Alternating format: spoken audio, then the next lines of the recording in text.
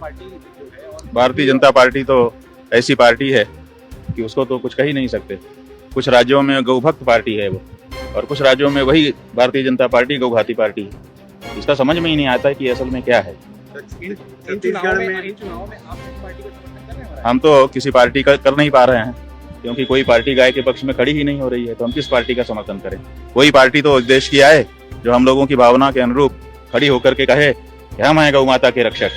लेकिन दुख की बात है कि भारत देश में, जिसमें करोड़ों करोड़ हिंदू, करोड़ों करोड़ गौ भक्त रहते हैं, उस देश में राजनीति करने वाले कोई भी राजनीति के दल गौ माता की रक्षा के लिए अपने आप को खड़ा दिखाई नहीं रहे। यही तो है। अभी तो हमने उत्तर प्रदेश के मुख्यमंत्री जी से कहा था 40 दिन का समय दे करके कि आप तो अपने आप को हिंदू कहते हो, आप तो अपने आप को योगी यति सन्यासी कहते हो, गेरुआ कपड़ा पहनते हो, हिंदुओं का वोट लेते हो, आप तो कम से कम ये बीफ का निर्यात बंद करो, आप तो कम से कम गाय को माता कहो। लेकिन कहाँ किया उन्होंने। तो ये साफ हो गया कि ये लोग करने वाले नहीं हैं। हिंदूवादी संगठन पहले अपने आप को हिंदू प्रूव करें, पहले गौ माता को माता कह करके संबोधित करें, उसके बाद फिर बाकी धर्म की रक्षा करने की बात करें। जो असली बात है, पहले अपने आप को हिंदू तो प्रूव करो कि आप हिंदू हो।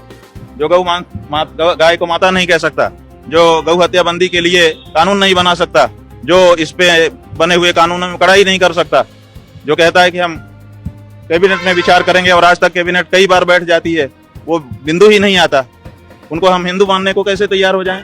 पहले वो अपने आप को हिंदू सिद्ध करें, क्योंकि हिंदू की बहुत सारी परिभाषाएं हैं, लेकिन एक परिभाषा बिल्कुल साफ है कि वो गाय का भक्त होता है। गोशु भक्ति दृढ़ा यस्य पुनर्जन्मनि दृढ़ाशयः ओंकारम मूल मंत्रम च सवै हिंदू ऋति स्मृतः।